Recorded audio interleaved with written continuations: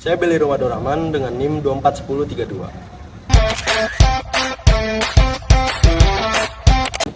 Saya Nabil Hakim Muhammad Bintang dengan NIM 241021. Saya Putri Dewi Setiawati dengan NIM 241046.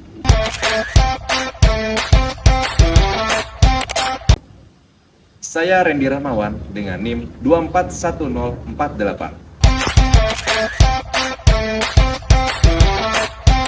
Halo semuanya, selamat datang di video konten edukatif mengenai IPAL. IPAL merupakan akronim dari Instalasi Pengolahan Air Limbah. Pada kesempatan kali ini, kelompok kami mengusung judul IPAL, Tanggung Jawab Bersama untuk Bumi yang Lebih Bersih.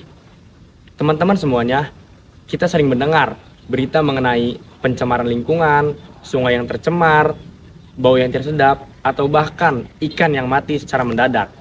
Tahukah kalian, salah satu penyebab utamanya adalah limbah yang dibuang ke lingkungan tetapi tidak diolah terlebih dahulu. Nah, disitulah peran IPAL sangat penting.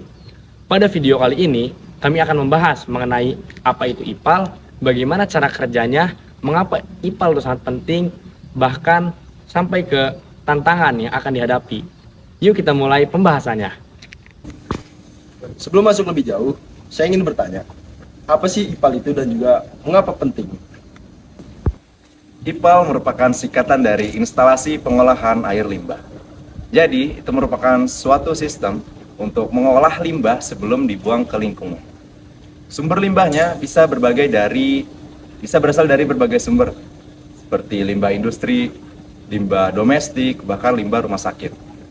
Dampaknya jika tidak dibuang, itu bakal merusak ataupun mempengaruhi ekosistem yang ada di lingkungan.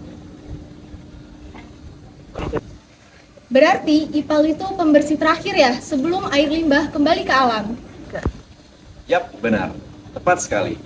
Tanpa IPAL, limbah bisa membawa bakteri, bahan kimia berbahaya, bahkan logam berat, yang dimana itu bisa merusak ataupun membahayakan ekosistem yang ada di lingkungan.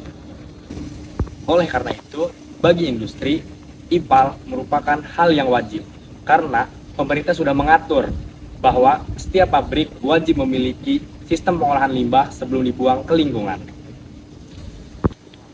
Sekarang kita bahas jenis limbah. Apa saja sih limbah yang biasa masuk IPAL? Secara umum, terdapat 3 jenis sumber limbah yang biasanya kita temui di IPAL. Yang pertama, itu limbah domestik, yang berasal dari permukiman, contohnya seperti air cucian dan tinja.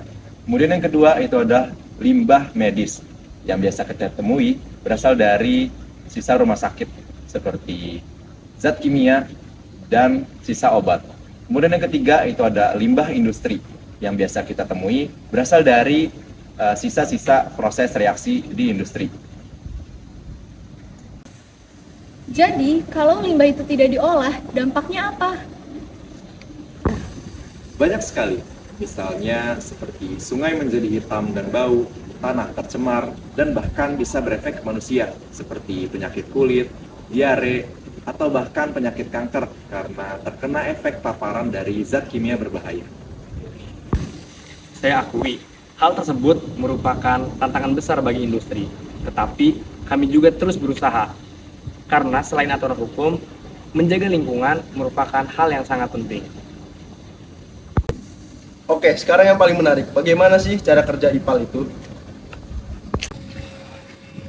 Secara sederhana, ada beberapa tahapan yang harus kita ketahui. Yang pertama yaitu pre-treatment atau proses penyaringan awal, di mana di sini kotoran besar itu akan disaring. Kemudian yang kedua yaitu primary treatment, yaitu proses pengendapan, di mana sebagai contoh limbah cair dimasukkan ke dalam wadah untuk diendapkan partikel besar. Kemudian yang ketiga yaitu secondary treatment atau proses biologis, di mana di sini dimanfaatkan bakteri baik untuk memakan polutan organik. Yang keempat yaitu tertiary treatment atau proses pengolahan, di mana di sini itu dilakukan pengolahan untuk dihilangkan zat berbahayanya. Kemudian yang kelima itu ada proses disinfeksi, di mana di sini menggunakan senyawa klorin dan sinar UV untuk mematikan bakteri yang masih tersisa. Setelah 5 tahapan tersebut dilalui, barulah limbah aman untuk dibuang ke lingkungan. Untuk penjelasan lebih lengkap bagaimana cara IPAL bekerja, bisa disaksikan lewat video berikut ini. Tahap yang pertama yaitu pre-treatment atau penyaringan awal, screening. Pada tahap ini, air limbah dialirkan melalui saringan kasar untuk memisahkan benda-benda berukuran besar seperti plastik, kain, kayu, atau sampah padat lainnya. Penyaringan ini sangat penting untuk mencegah penyumbatan dan kerusakan pada peralatan di tahap pengolahan berikutnya. Kemudian masuk di tahap kedua, merupakan tahap primary treatment, yaitu pengolahan fisik dan pengendapan awal. Limbah cair yang sudah melewati penyaringan akan masuk ke bak pengendap, di mana partikel padat yang lebih berat seperti pasir atau lumpur akan turun ke dasar bak, sedangkan minyak dan lemak yang lebih ringan akan mengapung di permukaan dan dipisahkan. Proses ini membantu mengurangi beban pencemar sebelum masuk ke tahap biologis. Tahap yang ketiga adalah tahap secondary treatment atau tahap pengolahan biologis. Pada tahap ini, mikroorganisme dimanfaatkan untuk menguraikan zat organik terlarut seperti sisa makanan, deterjen, atau bahan kimia rumah tangga. Ada beberapa metode yang biasa digunakan, antara lain sistem lumpur aktif, biofilter, atau kolam stabilisasi. Dengan bantuan mikroorganisme, zat organik yang berbahaya dapat diurai menjadi senyawa yang lebih sederhana dan aman. Kemudian masuk ke tahap yang keempat, yaitu tahap tertiary treatment atau tahap pengolahan lanjutan atau filtrasi lanjutan. Pada tahap ini, air yang sudah melewati proses biologis masih mungkin mengandung zat berbahaya seperti logam berat, nutrien berlebih, contohnya nitrat dan fosfat, atau bahkan bahan kimia beracun lainnya. Oleh karena itu, digunakan proses tambahan seperti filtrasi pasir, karbon aktif, membran, atau bahkan teknologi kimia tertentu untuk menghilangkan kontaminan tersebut. Tahap ini penting agar kualitas air benar-benar memenuhi standar lingkungan. Kemudian ada tahap yang kelima atau tahap yang terakhir, yaitu tahap desinfeksi. Air hasil pengolahan lanjutan masih mungkin mengandung bakteri patogen, sehingga perlu dilakukan pembunuhan mikroba menggunakan bahan kimia seperti klorin ataupun gas ozon atau teknologi sinar ultraviolet. Proses ini memastikan air limbah yang dilepas ke lingkungan tidak menularkan penyakit dan lebih aman bagi masyarakat serta ekosistem. Selain menghasilkan air yang sudah bersih, IPAL juga menghasilkan lumpur sisa pengolahan. Lumpur ini tidak boleh langsung dibuang karena masih mengandung bahan pencemar. Oleh karena itu, lumpur biasanya dipadatkan, dikeringkan, atau bahkan dimanfaatkan kembali. Misalnya dijadikan kompos setelah melalui pengolahan lanjutan yang sesuai.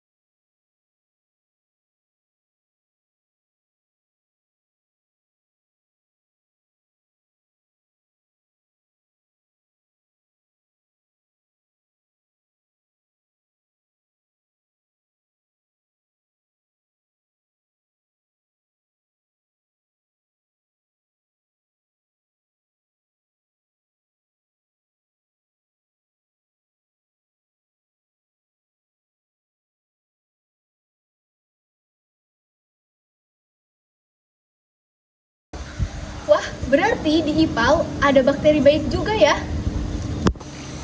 Yaps, betul. Mikroorganisme justru jadi pahlawan karena mereka ikut menguraikan zat organik sehingga air jadi akan lebih bersih. Di pabrik kami ada juga sistem recycle.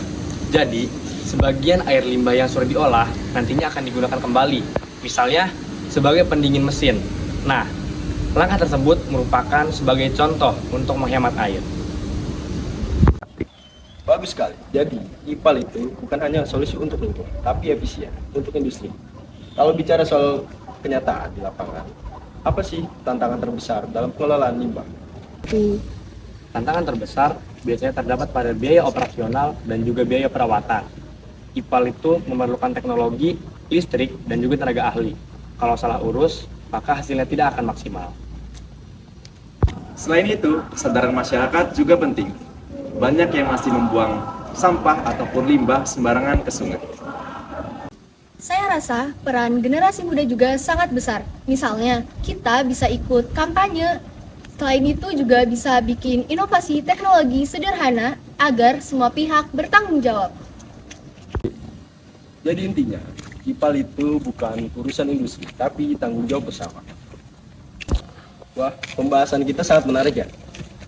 Kita udah belajar apa itu limbah, dampaknya, sampai cara kerja. Apalagi sampai permasalahan terbesar yang dihadapi oleh pengelola limbah. Semoga setelah menonton ini, masyarakat sadar akan pentingnya pengolahan limbah. Dan kita semua bisa ikut berperan sekecil apapun kontribusinya. Industri juga berkomitmen untuk terus memperbaiki sistem pengolahan limbah agar lingkungan kita tetap lestari. Mas, tutupnya dong mas. Aduh lupa mas. Terima kasih sudah menonton. Mari bersama menjaga bumi.